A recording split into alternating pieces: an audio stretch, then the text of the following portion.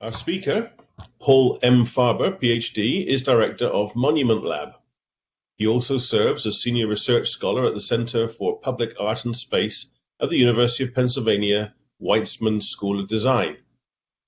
Dr. Farber's research and curatorial projects explore transnational urban history, cultural memory, and creative approaches to civic engagement.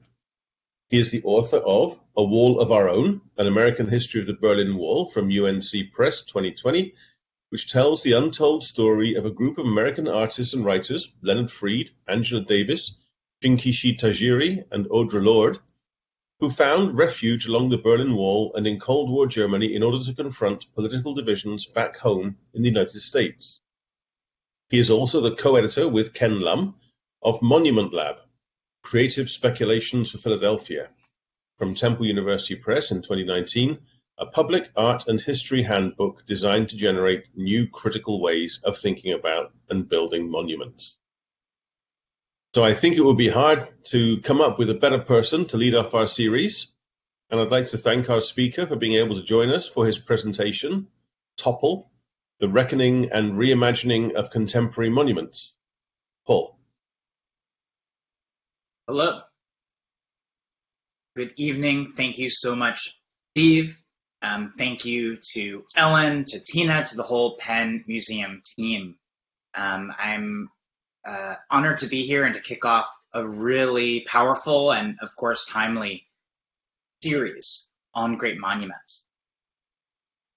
We are reaching one another from many different places, I trust. And I am here in Philadelphia. I also recognize that I'm here on the ancestral homelands of the Lenape people. And as many in Philadelphia know of the great treaty of friendship and the kind of story of William Penn and the Lenape, I also recognize that after a massive land theft, also often known as the walking purchase path, that the Lenape were dispossessed of their land. Also as a colony and later city, enslaved Black Americans coercively worked and labored and built the city. And so I recognize that we are here, or I am here, on stolen lands built by stolen hands. As we think about the past and its reach into the present, I think it's important that those forms of acknowledgement are ways that we understand monuments.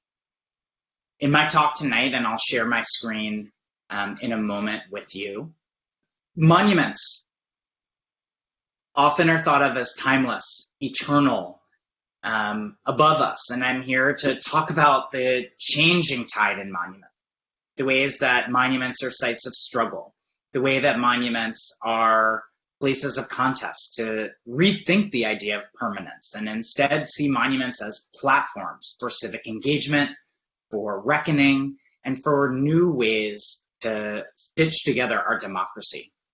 So tonight, I'm going to be talking about the work of Monument Lab. I'm going to be talking about where we are as a country, and I'm also going to be reading from you a bit of a preview of a book that I'm working on about three capital cities: Richmond, Washington, and Philadelphia, Confederate, federal, and colonial capitals, and contextualizing in this moment where we have been and where we are going. So we'll move forward. I also recognize that this is a big week for Monument Lab. Just a few days ago, we announced a major new initiative thanks to a transformative gift from the Mellon Foundation that greatly increases the capacity of Monument Lab to keep doing the work that we've been doing for the better part of a decade, but also to conduct a national monument audit. And so our team, including researchers Lori Allen, Sue Mobley, and a host of others, are going to be over the next 6 months conducting a national monument audit. And I put this out there because as soon as we announced it, we heard from folks all across the country who were interested in helping us know about the surveys and inventories that already existed, because the goal is to really understand the monuments that we have inherited as a way to unearth the next generation of monuments. Another part of the big news this week is as an invitation for folks tomorrow or ongoingly is our annual town hall conference is held this week. And in speaking with the Penn Museum organizers, there's so much going on around monuments. We want to bring your attention to this. We're going to be hearing from Monument Lab fellows. These are the people who are really unearthing the next generation of monuments around the country. And this year, it's a transnational partnership. So there are fellows from Canada, from Mexico, from Germany, and you can join in for free tomorrow and Friday. The proceedings will be in English, Spanish, and German. I mean, of course, be involved and engage, and you can follow Monument Lab at monument_lab or find our podcast on Apple Podcasts. But I want to proceed and kind of go to this moment, right? And these headlines by now should be familiar. Throughout the summer, since the re-eruption of civil unrest after the murder of George Floyd, of Breonna Taylor, so many other unarmed Black Americans, the confrontation and the reckoning over systemic racism and police brutality once again came to foreview, and statues became places of struggle. And something that I kind of want to put out there in a frame of reference when we're thinking about monuments in the headlines, monuments in spotlight. One thing to say is that for every headline that you read, understand that most likely there is at least several years, if not more than a generation, of activists, of community residents, and of artists pushing for a fuller sense of history around the monuments that have been around communities. So these, even if they're new to a headline or new to any of us, they're not new to the people who live around them. Also, for every monument in the spotlight, there's countless others that kind of drift to the background. They're like the furniture in your living room that collects dust. You don't always even see it. I study monuments, and I might walk by monuments in this city, in Philadelphia, dozens and dozens of times before I stop to think and look at them. Monuments in that context are not just silently functioning, they're not just in the background, but they're part of our systems as well as symbols of democracy. And so the question for us today is to figure out what our values and visions are. What ways can monuments function as sites of both keeping our democracy vital and also to stitch together and confront the unresolved and unreconciled issues that we bring with us from the past, and not treating the past as somehow behind glass or separate, but the past as reaching into and informing the present. In this question of the kind of what's new about the moment we're in, I think there are new things. It's new in numbers. We had across the American landscape lost cause Confederate monuments installed throughout. And though challenged, were left up across the landscape. The amount of energy, the amount of focus, the way that there are numerous cultural institutions and museums investing. You drink for dinner before you get dinner. Oops. I think that's up across the landscape. So what is not new is the debate. And I want to point out here, sociologist, historian W.E.B. Du Bois, writing in 1931 in the NAACP's Crisis, who, is talking about at that point, nearly 100 years ago, the problem of the monuments that we have inherited and were being shaped across the United States. And of course, we know that the majority of monuments to the Confederacy were installed as the Black freedom struggle rose in this country, in the era of Jim Crow and then onward through civil rights. And what Du Bois wrote in The Crisis was that the most terrible thing about war, I am convinced, is its monuments. The awful things we are compelled to build in order to remember the victims. In the South particularly, human ingenuity has been put to it to explain on its war monuments the Confederacy. Of course, the plain truth of the matter would be an inscription, something like this: sacred to the memory of those who fought to perpetuate human slavery. But that reads with increasing difficulty as time goes on. It does, however, seem to be overdoing the matter to read on a North Carolina Confederate monument, died fighting for liberty. Du Bois noted the propaganda campaign of the United Daughters of the Confederacy and other groups to reinforce the hierarchies of racist division, to perpetuate and carry on white supremacy, and not just have them in public symbols, but reinforce them in matters of policing, of public codes around Jim Crow. I think about Du Bois, and I think about what's going on around the country, including in Richmond. And of course, this kind of, when we talk about the audit and we talk about taking stock of the monuments we've inherited, here, Congresswoman Alexandria Ocasio-Cortez tweeted out in June, people really need to ask themselves why their communities choose to erect statues to slaveholders instead of abolitionists. And this thing I would ask all of you, no matter where you are, to kind of take a little bit of stock. The monuments that you are familiar with, the monuments that now you're thinking through as we talk through it, what are their connections, of course, to American freedom, American democracy, but the other stuff, the things that we haven't really dealt with, we haven't really come to terms with the legacies of. Are there monuments in your city or town to people who benefited from the institution of slavery? Are there monuments in your city or town to people who colonized, indigenous people? And the flip side, are there monuments to people who have fought for freedom, especially for Black and brown people in this country, for women, for LGBTQ people? If they're not bronze and marble monuments, what form do they take? And just this question is a way for us to think about what we've inherited and what comes next. Part of that is why I was so drawn to Richmond, and so many have, because here is the kind of ground zero of the culture war that's happening right now, where in the city of Richmond, which long has been known as a place of Monument Avenue, a long residential corridor punctuated by a handful of Confederate lost cause statues, and one more recently in the 1990s to African-American tennis great Arthur Ashe, has been a site this summer of not just struggle and protest, but of imagination, reinvention, and reclaiming of public space through people-powered commemoration. Throughout Monument Avenue, and I'll talk a little bit more about this, monuments have been removed by the city of Richmond. Monuments have been toppled and torn down by protesters. But here at the circle, which is called Lee Circle, though people on the ground call it Marcus David Peters Circle, I'll talk more about that later, there's a space where there's an acknowledgement of racist past. The state is going to remove the statue of Robert E. Lee. It's not able to yet because of a lawsuit and because this is on state ground, not local ground. But that hasn't stopped activists, artists, and visitors to treat this as a profound site of pilgrimage.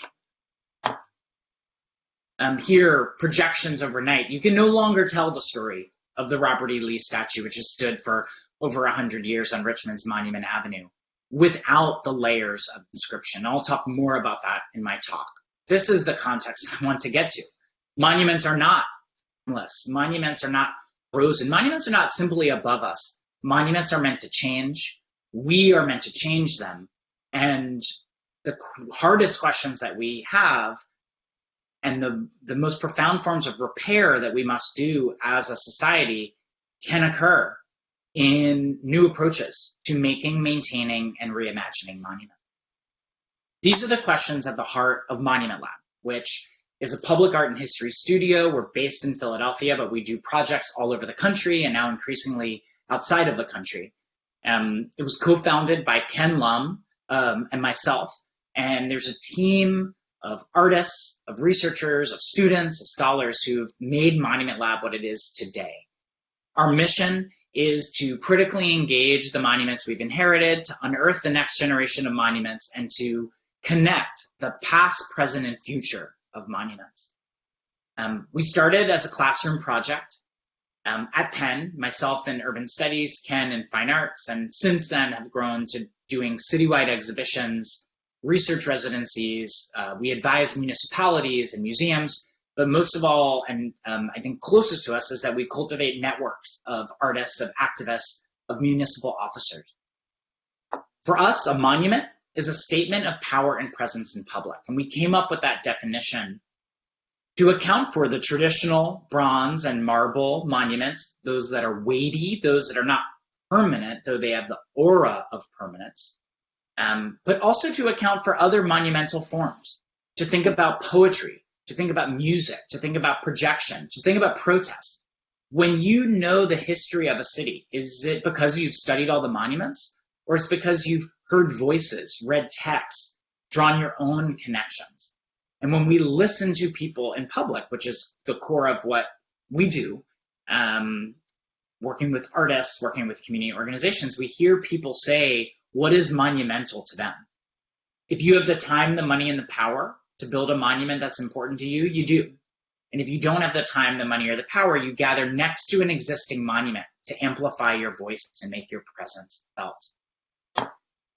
This was the first project that we worked on, speaking of classrooms, and this is by the late artist and Penn professor Terry Adkins, who's one of his final proposals, which we posthumously installed in the courtyard of City Hall in 2015. He answered a question that we asked as many people as we could, because our projects really focus on a question and spin out. What is an appropriate monument for the current city of Philadelphia? We asked this in 2015. We asked it again in 2017. Terry's answer was an empty classroom.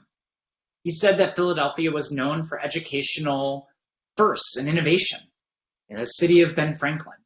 But in 2012, as he prepared this project, Philadelphia was also known for school closures and budget cuts, disproportionately impacting Black and brown communities.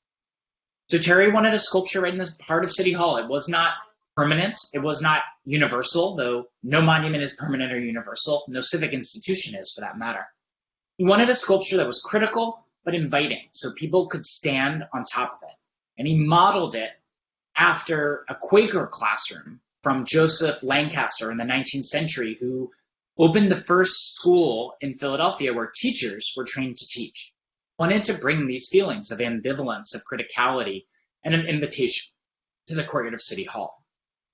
This spawned our work and kind of helps understand kind of our process. And this is largely what we do across the various ways that we work. We question, we dig into research about a statue, a site, a public space. We aim to connect. That's one of the first things we want to do. We want to organize and exchange ideas with a range of stakeholders who are invested in a place of memory. That could be neighbors, that could be a museum, that could be the public art stewards, but to identify groups of people who share something, but they don't share everything, but they share something, which is shared investment. We want to unfix, we want to unfreeze, we want to redefine the conversation about monuments, not assuming that we have to have the same processes, because if we have the same processes, we'll have the same outcome. So instead, to think about new ways to be urgent, but also to play the long game, to really think about the work that we're trying to shape, make generational change. We then prototype, we build experimental platforms for contemporary art and participatory research. We've worked with a range of leading artists from across the world and across Philadelphia, and that's really a core of what we do. And we also do participatory research. Audit will have some of the hallmarks of this.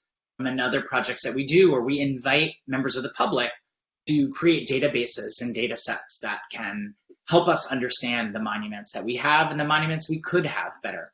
And of course, we report to share our findings, our reflections, new directions. We do this in books, our book from Topple, but we also have publications on our website for free. Newspapers, maps, zines, other. So as I said, we do prototype monuments. Here's an example of Karen Olivier's The Battle is Joined, project we did in Germantown over a Revolutionary War monument. We talk about if monuments mirror us or reflect us. Well, Karen, who's a professor at Topple, covered the Battle of Germantown monument or memorial in a mirror and reflected a neighborhood around, which was founded as a colonial outpost and now is predominantly African American and working class. This was a really important project, and I encourage you to look up more about it, and I'm happy to answer questions. Of course, our participatory research right next to our monuments. We like to theorize public space while in public space. And so we, in this case, and in many cases, we hire students, we hire artist educators, We hire community members to be part of the conversation. I think it's important to, have conversations like this, and I'm a professor, so there's so much value in kind of utilizing the spaces traditionally of learning we have. But people have so much knowledge about the cities that they live in. Their knowledge doesn't always fit in the kind of forms that we give them, whether they're intake forms or zoning forms or even zoning meetings or design meetings. So we always try to find what are the ways that people can kind of break the forms of feedback, and then we do the work of counting. We do the work of tabulating and bringing them together. And of course, our fellows program. Here, an installation from Alicia Wormsley.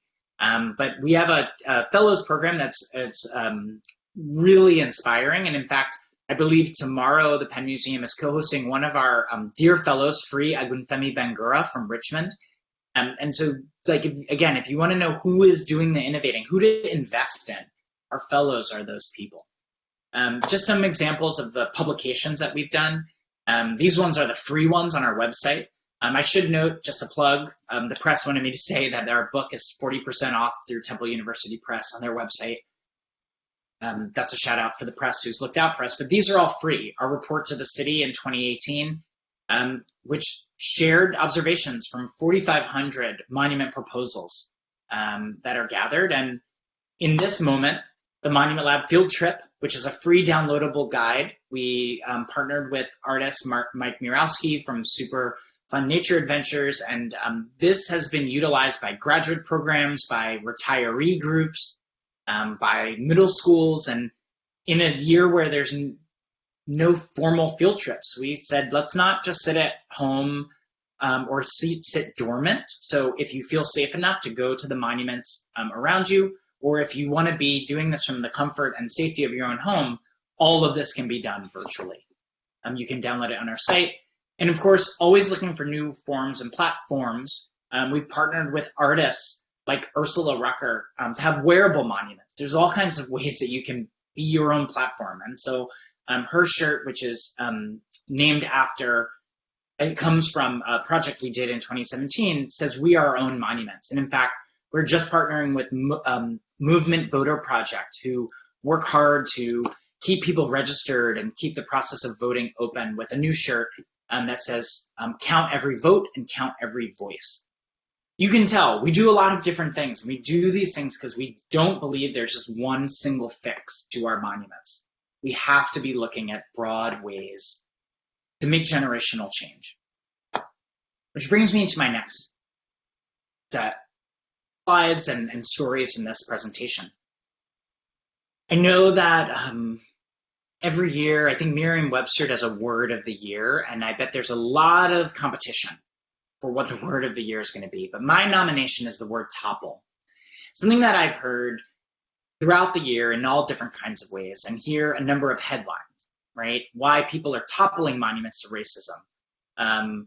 Strong winds topple monument in Belgium. That was just recently in a hurricane, where a Confederate monument that was not removed by the city or by protesters was toppled by a hurricane. But the word topple also has come up in so many conversations. I've spoken with US mayors, I've spoken with press, I've spoken with stewards, and people are really getting their heads wrapped around what to do with monuments. There are some people who have long said, if a monument is supporting not only a figure who perpetuates racism, but part of a system of systemic racism, part of doing harm in a community, that it should be removed.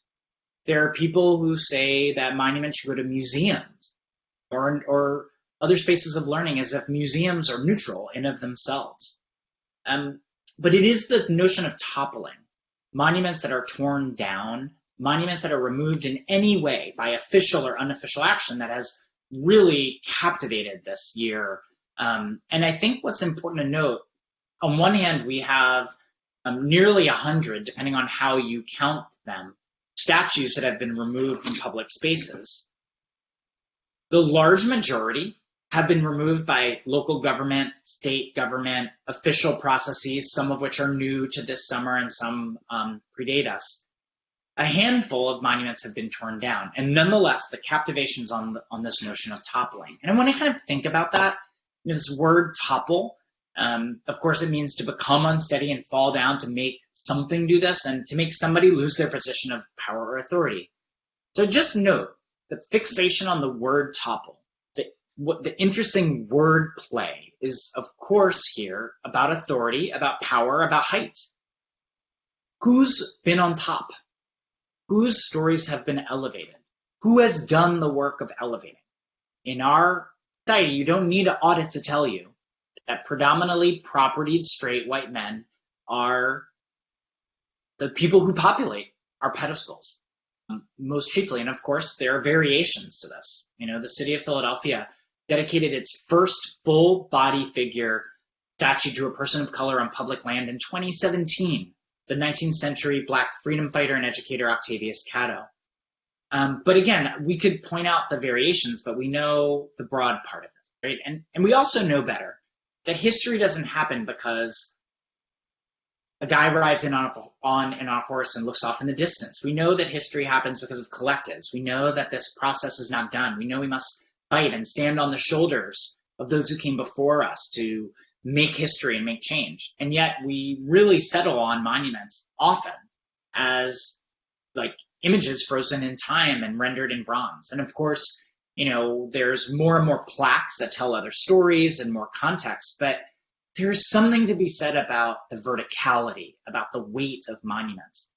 There's also something here to talk about the process of toppling, which is not just a physical one. It's a psychological one. It's a spiritual one. And there are artists and organizers around the country who have been doing this in public squares, outside of museums, connecting their work of monumental justice to issues of monumental care, of monumental reckoning and systems of inequality. And so just thinking about monuments as part of the constituency of our democracy and how we engage them is incredibly important. On that note, I want to kind of switch and I want to read for you the opening pages of a new book I'm working on called Topple, The Reckoning and Reimagining of America's Monuments. And this is not the book that I imagined writing at the beginning of this year, but it's really compelled me and pulled me in. I really thank my mentor, Salamisha Tillett, and my agent, Tanya McKinnon, who pushed me to really think about this moment. So I'm going to read for you just a few minutes and show some slides, including trips that I've taken related to this. And then, of course, this is a work in progress, so I really welcome your thoughts. Let's go.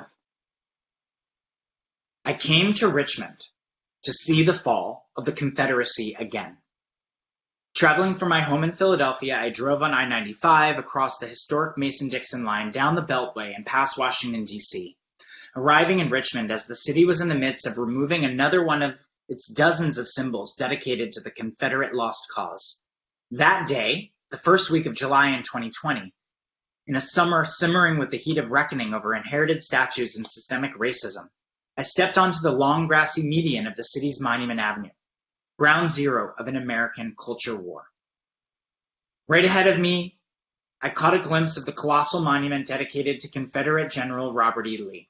The pedestal was the first part of the commemorative landmark to enter my view. The Lee statue marked a cornerstone of Monument Avenue's historic district, a 20-mile-and-a-half-long corridor built after the Civil War by white real estate developers who installed larger-than-life Confederate figures to embody their vision for a segregated neighborhood. But that day, in July, Monument Avenue's hold on local history in this former capital of the Confederacy was already in flux.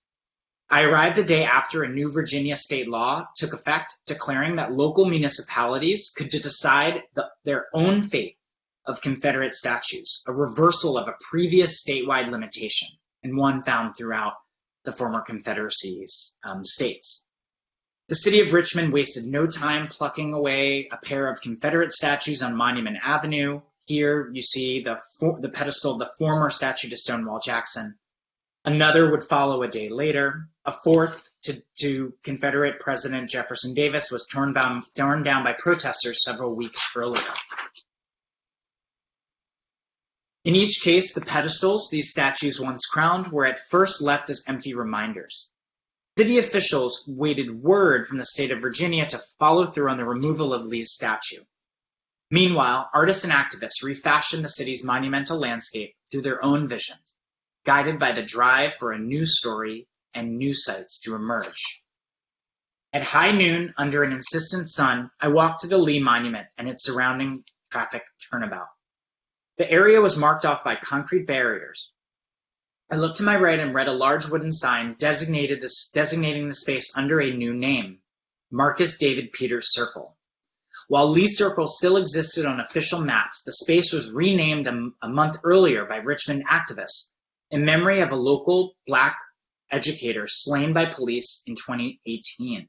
Since early June of this year, in the midst of the sweeping uprisings and protest movement in defense of Black lives, the circle was repurposed and taken over by anti-racist grassroots coalitions. At the edge of the circle, a makeshift People's Library, a voter registration table, and other pop-up resource stations held over and watched this transitional space. And the new sign planted in the ground served as a reclamation, liberated by the people. Once inside the enclosed circle and looking up from the ground up, the Lee statue and pedestal were in full unobscured sight.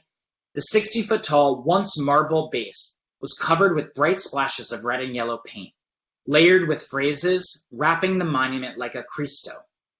The graffitied messages on the pedestal appeared in spots as big as billboard fonts and on a scale as intimate as the writing of a love letter. Before reaching the pedestal by foot, visitors would greet a circle of handcrafted memorials to Black people killed by law enforcement from around the United States, including George Floyd, Breonna Taylor, Trayvon Martin, Rekia Boyd, and the list goes on. On the monument, a pair of tomato plants sat in plastic pots on the level of the pedestal, next to a half-finished game of Jenga. The Lee statue, perched above, splattered with paint, its pedestal a canvas for racial justice and reckoning, was covered from base to summit. The statue now appeared as more of a holdout than a crowning symbol of Monument Avenue. Over the course of the month, the Lee Monument became a new site of pilgrimage for those wanting to see the evidence of history in process, a reckoning in motion. And that day, people on the pedestal looked to explore, scrutinize, sit with friends, choreograph TikTok dances, and occasionally look out and spy the vantage up and down Monument Avenue, once reserved for the Lost Cause Confederate at its summit. I took in this scene as an observer, a historian, and a member of a growing movement of monument change agents through my work as a co-founder and director of Monument Lab. I've worked around the country with artists, activists, local municipal leaders to unearth the next generation of monuments through stories of resistance, justice, of hope. I've seen the movement to reimagine our monuments grow and ignite into a fever pitch over the course of the last decade and into the intense summer of 2020. While the summer's monument takedowns and clashes jolted the country, if you were paying attention, tremors of upheaval signaled this reckoning in Richmond and dozens of other cities for at least a decade before, if not generations. Richmond erupted with pent-up angst and new longings for monumental justice, as did my hometown of Philadelphia. Artists and activists in these cities and countless others, from metropolitan centers to small rural outposts, took up the mantle of a new civil rights movement, using monuments as platforms for amplification, gathering, and clashing with the status quo. Conventional thinking used to be that monuments were permanent, universal, untouchable, and above us. Statues seemed timeless and static.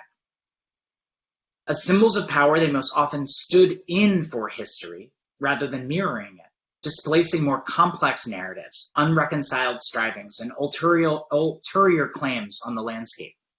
This old way of thinking about monuments has been upended by an emerging generation of artists, activists like those in Richmond and elsewhere.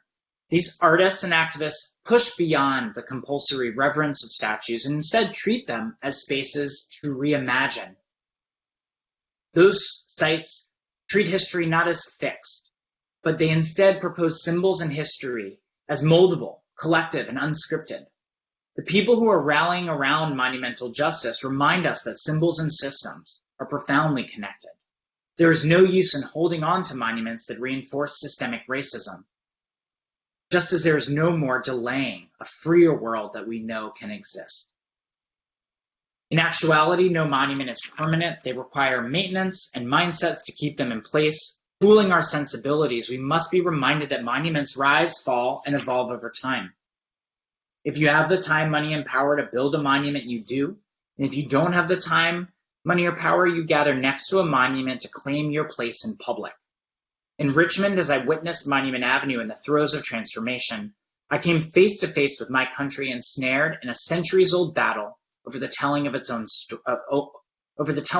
history, facing the contentious writing of its next chapter. No longer would the Lee Monument ever stand, let alone be imagined, without the story that people-powered anti-racist art and activism was also part of this place's history. I was reminded here of the revelation that drives my life's work. Monuments are made to change.